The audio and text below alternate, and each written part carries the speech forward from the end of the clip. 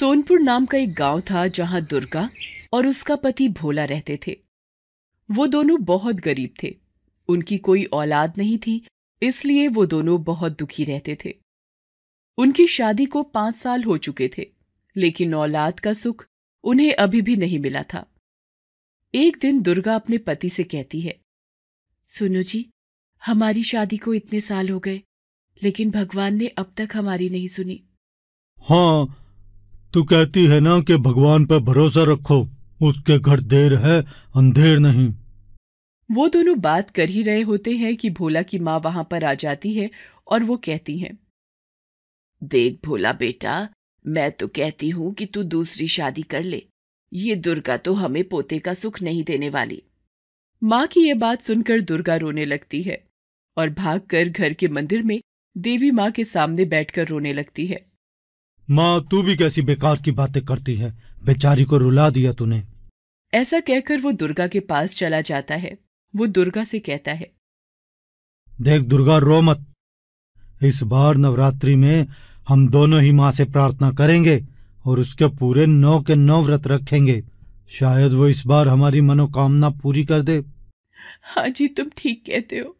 इस बार तो देवी माँ को मेरी पुकार सुननी ही पड़ेगी। कुछ दिनों में नवरात्रि शुरू हो जाती है। बेचारे दोनों ही बहुत गरीब थे। उनके पास ना तो पूजा का सामान लाने के लिए पैसे थे, ना ही माँ को चढ़ाने के लिए प्रसाद था। वो बेचारे लोगों के घरों में काम करके अपना गुजर बसर करते थे। जैसे तैसे उन्होंने पैसे की व्यवस्था की और माँ के व्रत रखने शुरू कर दिए। अब वो दोनों रोज सुबह मंदिर जाते और वो देवी माँ के सामने प्रार्थना करते थे, हे देवी माँ, अपना आशीर्वाद दे, मेरी झोली भी भर दे माँ, मेरी झोली भी भर दे। एक दिन की बात है, जब वो दोनों मंदिर से वापस लौट रहे थे, उन्हें रास्ते में एक बूढ़ी औरत मिली। वो बेचारी बहुत ही दीनहीन हालत में लग रही थी।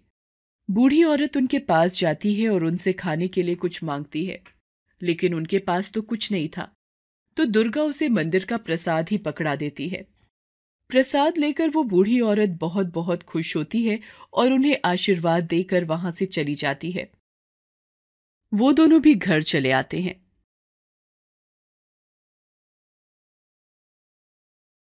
वो दोनों उस मंदिर के प्रसाद से ही अपना व्रत खोलते थे, लेकिन आज तो उनके पास कुछ भी नहीं था। तो बेचारे दोनों ने पानी पीकर ही अपना व्रत खोला। दूसरे दिन भोला अपने काम पर जा रहा था। तभी वो बूढ़ी औरत उसके सामने आ जाती है और अचानक जमीन पर गिर जाती है। भोला भागकर उसके पास जाता है और उसे उठाकर एक जगह पर बिठा देता है। वो बूढ़ी औरत भोला से कहती है, बेटा, बहुत भूख लगी है, कुछ खाने के लिए दे दे। अरे माई, मेरे पास तो कुछ भी नहीं, मैं तुझे क्या दूं? बेटा, वो सामने मंदिर है, वहां से थोड़ा प्रसाद लाकर दे दे। भोला मंदिर जाता है, लेकिन मंदिर बंद था। तो वो मंदिर की खिड़की से अंदर जाने की कोशिश करता है। उसे ऐसा करते देख आसपास के लोग उसे मारने लगते हैं। उन्हें लगा कि वो कोई चोर है जो मंदिर में चोरी करना चाहता है। वो लोग बिना कुछ जाने भोला को मारने लगते हैं। मारो इसको, देखो मंदिर में चोरी करने आया था, मारो मारो। अरे भाइयों, मैं चोर नहीं हूं, मैं तो यहाँ पर प्रसाद लेने आया था। भोला कहता रहता है कि वो चोर नहीं है, पर वो लोग उसकी एक नहीं सुनते और उसे मारते रहते हैं और फिर उसे मंदिर से दूर फेंक देते हैं। उन लोगों के जाने के बाद भोला उठता है। वो देखता है कि वो बूढ़ी औरत वहीं जमीन पर गिरी हुई थी। भोला अपनी चोट भूलकर उस बूढ़ी औरत को उठाकर अपने घर ले आता है।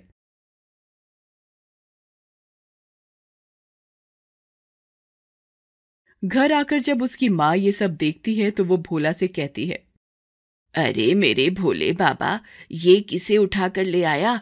कौन है ये बुढ़िया? भोला उसे सारी बात बताता है। इतने में उसकी बीवी दुर्गा भी अंदर से आती है। वो बिना कुछ सुने ही उस औरत के लिए पानी लाती है और उसके मुंह में डालती है। कुछ देर बाद उस औरत को होश आ जाता है। इतने में दुर्गा का ध्यान भोला पर जाता है। वो देखती है कि भोला को तो बहुत चोट लगी है, उसके सिर से खून बह रहा है। वो भोला से पूछती है, अरे, ये तुम्हें क्या हुआ? इतनी चोट कहाँ से लगी? भोला उसे सारी कहानी बताता है। सारी बात सुनकर दुर्गा कहती है, तुम्हारी ये लोगों की मदद करने की आदत गई नहीं। खैर, कोई बात नहीं। ऐसा कहकर वो भोला के सर आंगन की मिट्टी लगा देती है। ये सब वो बूढ़ी औरत देख रही थी। वो कहती है, अरे बेटी, ये क्या कर रही है? दवा लगाने के बजाय तूने मिट्टी लगा दी इसके माथे पर। माई, हम इतने गरीब हैं कि हमारे पास दवाई के लिए तो छोड़ो, खाने के लिए भी पैसे बड़ी मुश्किल से आते हैं। वो औरत भोला के पास जाती है और कहती है, बेटा मुझे माफ कर दे, मेरी वजह से तुझे मार खानी पड़ी। अच्छा बेटा, अब मैं चलती हूँ, तेरा भला हो।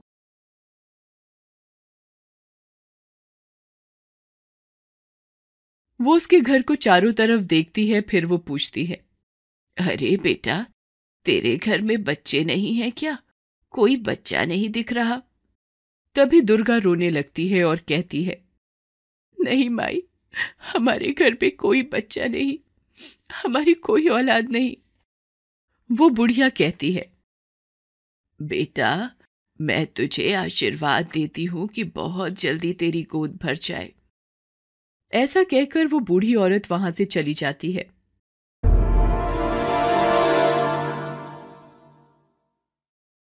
माँ भोला से कहती है, तुम दोनों एक ही थाली के चट्टे बट्टे हो, ना जाने किसकी किसकी मदद किए फिरते हो, तुम्हारा कुछ नहीं हो सकता। ऐसा कहकर वो वहां से चली जाती है। रात के समय दुर्गा और भोला दोनों सो रहे थे कि तभी दुर्गा को एक सपना आता है। वो देखती है कि दुर्गा माँ उसे एक बच्चा दे रही है। तभी उसे कुछ आवाजें आती हैं। वो उठकर देखती है तो घर के बाहर एक बच्चा रो रहा था। दुर्गा भागकर उस बच्चे के पास जाती है। वो चारों तरफ देखती है पर वहां कोई नहीं होता। वो भोला को कहती है, सुनो जी, ये बच्चा ना जाने यहाँ कहाँ से आ गया और आसपास कोई दिख भी नहीं रहा, ना जाने किसका होगा, क्या करे? अब भोला कहता है, चल इसे उठाकर अंदर ले चलते हैं, सुबह देखते हैं। वो बच्चा जोर जोर से रो रहा था, लेकिन जैसे ही वो दुर्गा की गोद में आता है, वो दुर्गा को देखकर हंसने लगता है और चुप हो जाता है, जैसे कि दुर्गा ही उसकी माँ हो। भोला भी ये देखकर हैरान था।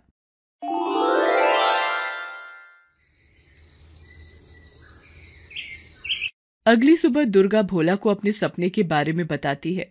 सब जानकर भोला बहुत खुश होता है। तू देखना दुर्गा, बहुत जल्दी तू भी माँ बन जाएगी। अगले दिन वो दोनों मंदिर जाते हैं। आसपास के लोग भोला को पहचान जाते हैं कि ये तो वही आदमी है जो उस दिन मंदिर में घुसने की कोशिश कर रहा था।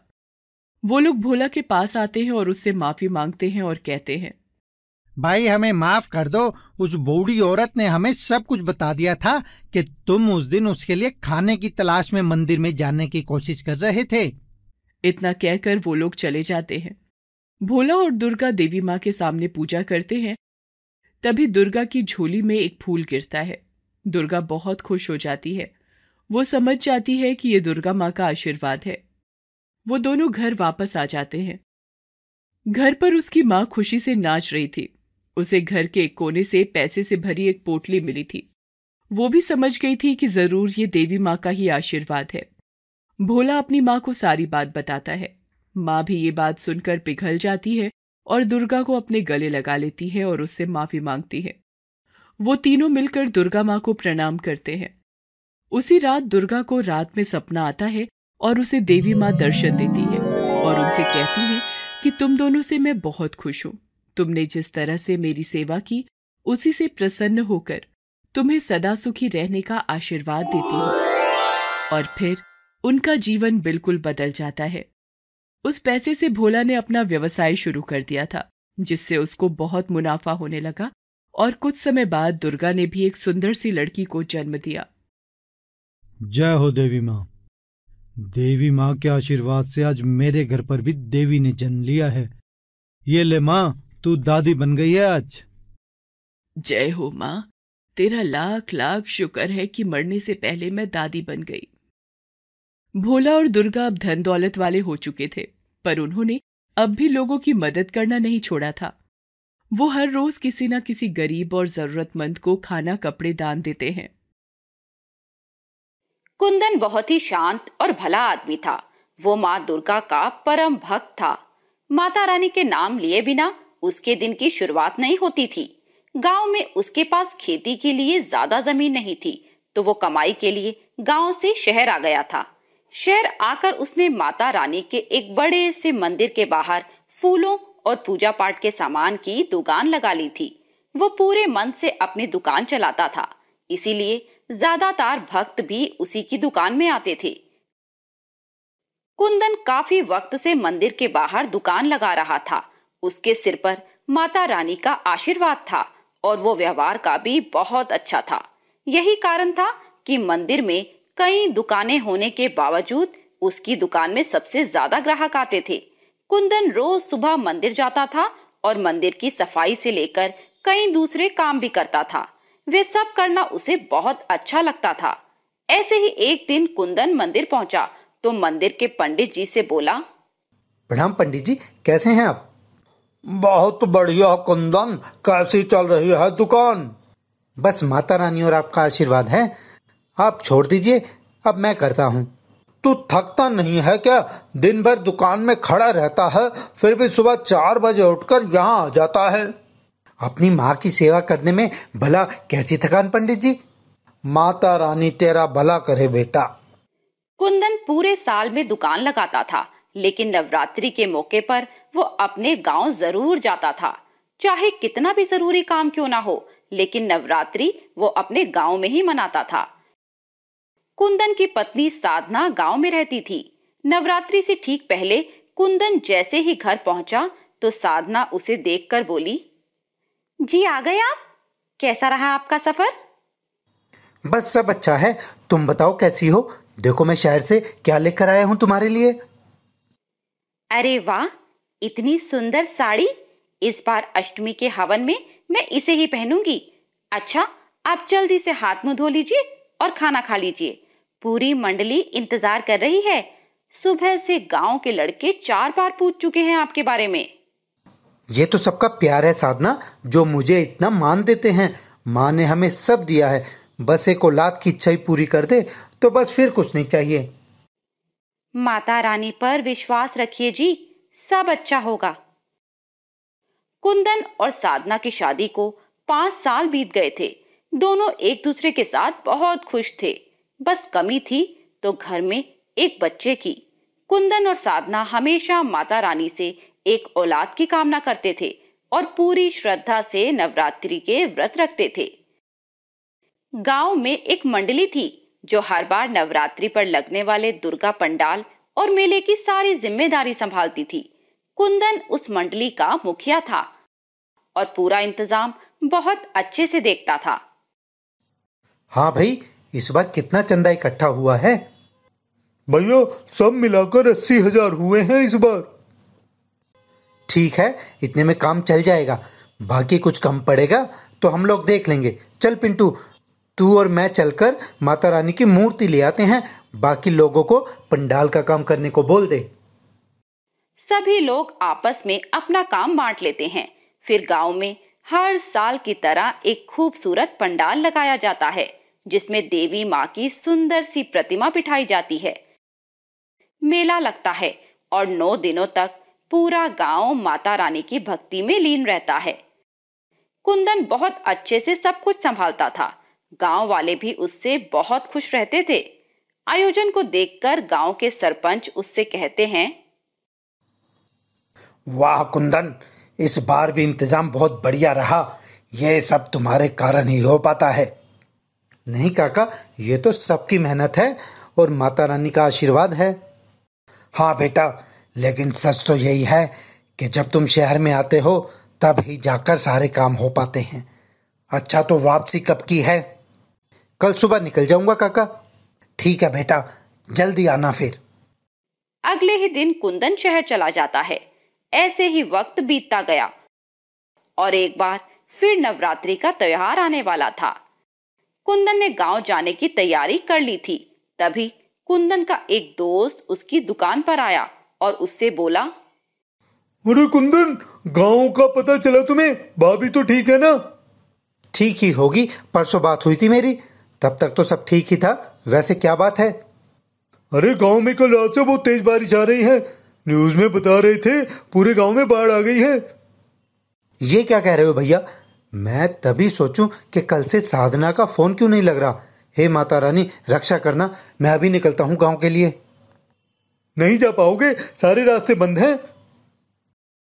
कुंदन परेशान हो जाता है। वो गांव के दूसरे लोगों को फोन करने की कोशिश करता है, पर किसी से बात ही नहीं हो पाती। वो मंदिर में जाकर माता रानी से साधना और पूरे गांव की सलामती के लिए प्रार्थना करता है। फिर अगले दिन साधना का फोन उसके पास आता है। साधना, कैसे हो तुम? सब ठीक तो है ना? अब तो सब ठीक है ना? पानी तो उतर रहा है, लेकिन बहुत नुकसान हो गया है जी। सारी फसल बर्बाद हो गई है। सब बहुत परेशान हैं। ओहो, ये तो बहुत बुरा हुआ।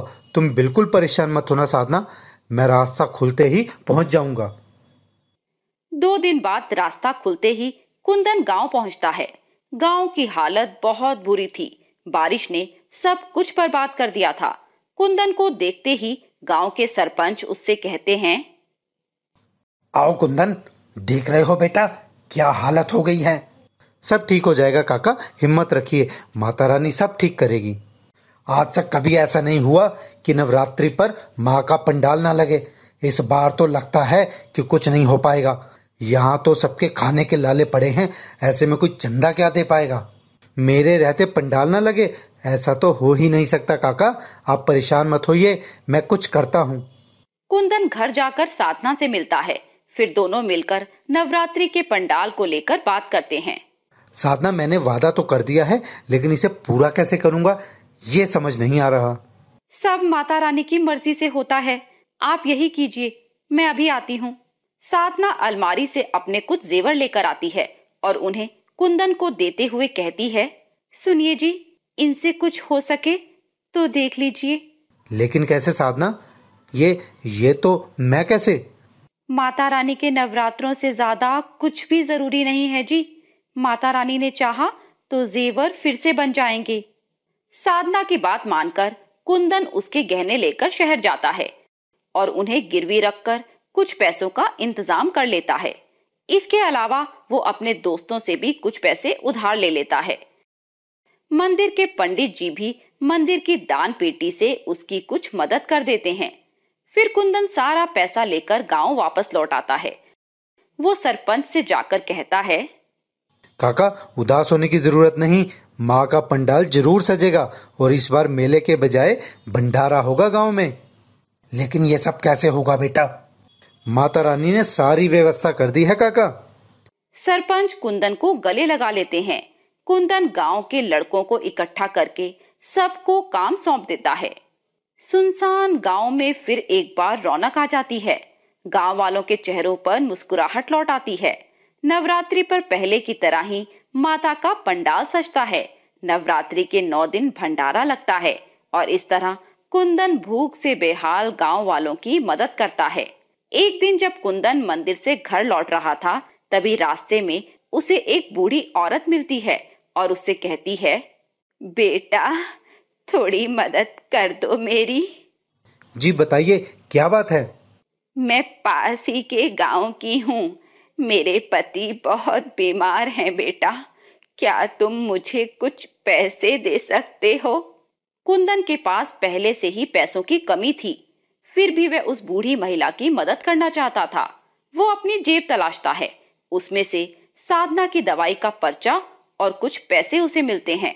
दरअसल साधना मां नहीं बन पा रही थी। इसी सिलसिले में वो साधना का शहर में इलाज करवाना चाह रहा था। वो दवाइयों का पर्चा शहर के डॉक्टर ने दिया था और वो पैसे साधना के दवाई के लिए ही कुंदन ने बचा कर रखे थे। कुंदन ने वही पैसे बूढ़ी महिला को दे दिए और कहा, ज्यादा तो नहीं है मेरे पास, ये कुछ पैसे हैं, ये आप ले लो। बूढ़ी महिला कुंदन से वो पैसे लेकर बहुत खुश हो जाती है और फिर अपनी पोटली से एक पुड़िया निकालकर कुंदन को देती है। बेटा ये लो। ये क्या है अम्मा? बेटा तुमने मेरी बहुत मदद की, ये माता रानी का प्रसाद है बेटा, इसे घर के मंदिर में रख देना और अष्टमी के दिन ये प्रसाद तुम और तुम्हारी पत्नी खाना। माता रानी तुम्हारी हर इच्छा पूरी करेंगी। फिर बूढ़ी महिला वहां से चली जाती है। कुंदन घर आकर साधना को सारी बात बताता है। अष्टमी को वो दोनों उस प्रसाद को खाते हैं। कुंदन को साधना की दवाई नहीं लाने का दुख था। नवरात्रि के बाद वो वापस शहर लौट जाता है। गांव में भी धीरे धीरे सब ठीक होने लगता है। इसी बीच एक दिन साधना का फोन कुंदन के पास आता है। सुनिए, माता रानी ने हमारी सुन ली। बहुत बड़ी खुशखबरी है जी। तो बताओ ना, क्या बात है? मैं माँ बनने वाली हूँ और आप पिता। क्या तुम सच कह रही हो साधना? ये सब माता रानी की कृपा है साधना। मैं जल्दी आता हूँ तुम्हारे पास। अपना ख्याल रखना तुम। कुंदन अगले ही दिन गांव जाता है। वो साधना को अपने साथ शहर लेकर आता है। उसे समझ आ गया था कि यह चमत्कार बूढ़ी अम्मा के दिए प्रसाद का ही था। माता रानी ने उनकी सबसे बड़ी इच्छा पूरी कर दी थी।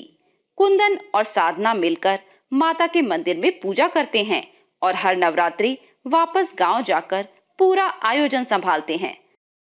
साधना जल्दी ही एक प्यारी सी बेटी को जन्म देती है। कुंदन अपनी बच्ची को देखकर बहुत खुश होता है और हमेशा दूसरों की मदद करते हुए माता रानी की भक्ति में लीन रहता है।